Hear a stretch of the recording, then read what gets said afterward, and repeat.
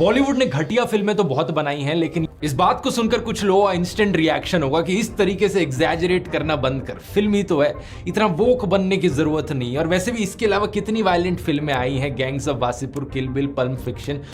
और इसके बाद कोई कहता है कि एक फिल्म से क्या फर्क पड़ता है। एक फिल्म से फर्क नहीं पड़ता, पूरा का पूरा माहौल ही यहाँ पर बिगड़ा हुआ है और इस माहौल को बरकरार रखने का काम कर रही हैं ऐसी फिल्में। इसलिए मैं कहता हूं फिल्में समाज के लिए कैंसर है। या तुम किसी फिल्म को ऐसे क्रिंज फेस्ट कैंसर कैसे बोल सकते हो? मैं कहूंगा रुको जरा, सब्र करो, सब कुछ समझाऊंगा अच्छे से आपको इस वीडियो में। बल्कि इसके अराउंड जो पूरा माहौल बना हुआ है यहाँ पर, अल्फा मेल्स, फेमिनिज्म, ये सारी चीजें समझते हैं आज के इस वीडियो में। तो सिमिलरली अगर कोई कहता है कि मैं तो देखो 1 घंटे के लिए जिम होके आया आज, लेकिन मेरा वेट तो कम हुआ नहीं। यहाँ बदलाव आता है छोटे छोटे इंक्रीमेंटल चेंजेस से, बूंद बूंद से ही पूरा सागर बनता है। सेम चीज फिल्मों के बारे में भी कही जा सकती है। एक गैंगस्टर की फिल्म देखकर कोई गैंगस्टर नहीं बन जाता, ना ही कोई एक अच्छी फिल्म देखकर महात्मा बन जाता है, लेकिन छोटा छोटा इंक्रीमेंटल चेंज जो आता है वो एडअप होता चले जाता है जिंदगी में, चाहे वो पॉजिटिव हो या नेगेटिव हो।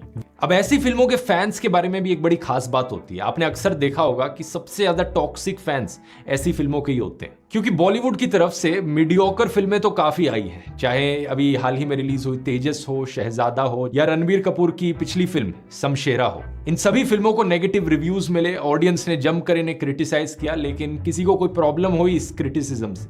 किसी को कोई प्रॉब्लम नहीं हुई। लेकिन जब कबीर सिंह और एनिमल जैसी फिल्मों को क्रिटिसाइज किया जाता है तो कुछ लोग बिल्कुल टूट पड़ते हैं। फिल्म क्रिटिक सुचरिता त्यागी ने कहा कि यह फिल्म एंटरटेनिंग नहीं है, और इस फिल्म के फैंस ने जाकर उनकी ट्विटर पर उन्हें गालियां देनी शुरू कर दी। ऐसा क्यों होता है? क्योंकि कुछ लोगों को इन फिल्मों में अपनी वैलिडेशन मिलती है टॉक्सिसिटी की। तो वो एक ऐसे असामाजिक टाइप के तत्व होते हैं, तो वो सबके लिए प्रॉब्लमेटिक होते हैं। अगर हमारी फिल्मों में इस तरह के किरदार दिखाए जाते हैं तो उनको अपने उस व्यवहार के लिए जस्टिफिकेशन मिल जाती है। वो उस लड़के की जो है शर्ट पहन लेंगे जो आपने फिल्म में दिखाया होगा, वैसा रुमाल डाल लेंगे, तो वो अपने आप को कन्विंस कर लेंगे कि मैं सही कर रहा हूँ, क्योंकि मेरे ऊपर फिल्में बन रही हैं और मेरे हीरो जो है वही कर रहे हैं। नहीं, हीरो मुझसे प्रभावित होकर फिल्में बना रहा है। जब इन फिल्मों को क्रिटिसाइज किया जाता है तो इनके फैंस को लगता है कि इनकी खुद की पर्सनैलिटी को क्रिटिसाइज किया जा रहा है, इनसे वो वैलिडेशन कहीं ना कहीं छीनी जा रही है। लेकिन इतना सारा खून खराबा दिखाने के पीछे असली कारण, मैं सच बताऊं दोस्तों, तो ये है कि वायलेंस सेल्स। आमिर खान ने इसके बारे में एक बड़ी अच्छी चीज कही थी, इस क्लिप को देखिए। वो डायरेक्टर्स जो क्रिएटिवली इतने, they are not so talented, you know, in creating a story, in showing emotions, in creating situations, they depend heavily on violence and sex. Their films work. ये बात सिर्फ बॉलीवुड के लिए ही नहीं बल्कि हॉलीवुड के लिए भी एप्लीकेबल है। एक नया जॉनर निकल के आया है फिल्मों का, जिन्हें स्लैशर फिल्म या गोर फिल्म्स कहा जाता है। इमेजिन करो कोई बंदा अपने किसी दोस्त को कह रहा हो कि यार देख, एक नई गोर फिल्म आई है, बहुत ज्यादा खून खराबा होगा उसमें देखने के लिए, उसे देखने चलते हैं, बहुत मजा आएगा। वो जब हम किसी का सिर फटते हुए देखेंगे, किसी को चाकू से कटते हुए देखेंगे, ये सब देखकर बड़ा दिल खुश हो जाएगा हमारा। इसके पीछे भी एक साइकोलॉजिकल रीजन है दोस्तों कि कुछ लोगों को इतना वायलेंस और खून खराबा देखना क्यों पसंद आता है। यूजुअली ये वो लोग होते हैं जो अपनी असल जिंदगी में पावरलेस और रिप्रेस्ड फील करते हैं, दबे हुए फील करते हैं। कोई इंसान जो अपनी रियल लाइफ में अपने बॉस के नीचे दबा हुआ है, पुलिसमैन के नीचे दबा हुआ है, या अपने पेरेंट्स से घर में बहुत डांट खाता है। इस तरीके के लोगों को इस टाइप की गोर वायलेंट फिल्में सबसे ज्यादा पसंद आती हैं, क्योंकि सिनेमा में जाकर वो इंसान खुद को हीरो की तरह इमेजिन कर सकता है। उसे खुशी मिलती है देखते हुए कि यहाँ पर औरों को मारा काटा जा रहा है। और एनिमल फिल्म में इसी तरीके के खून खराबे और ब्लड लस्ट को एक्सट्रीम लेवल पर ले जाया गया है। यहाँ एक बंदा है जो दुश्मन को सिर्फ गोली नहीं मारेगा, वो अपने हाथों से जाकर दूसरे का गला घोटेगा, दूसरे बंदे को एक चाकू से उसका गला काटेगा।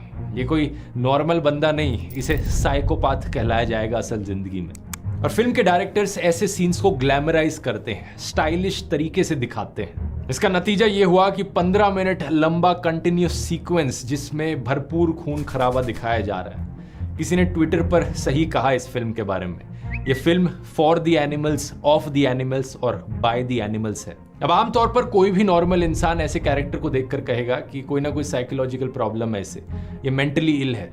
लेकिन फिल्म में जब ये सीन आता है और ये कैरेक्टर साइकोथेरेपिस्ट के पास जाता है तो उस बात को डिसमिस कर देता है।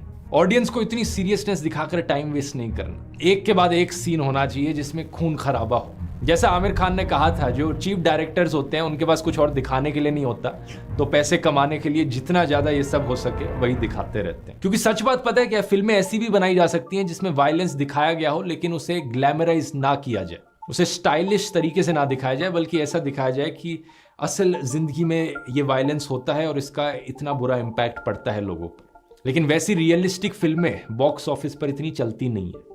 इसका एक बढ़िया एग्जाम्पल है अनुराग कश्यप की फिल्में अगली, that girl in yellow boots, almost प्यार विद डीजे मोहब्बत।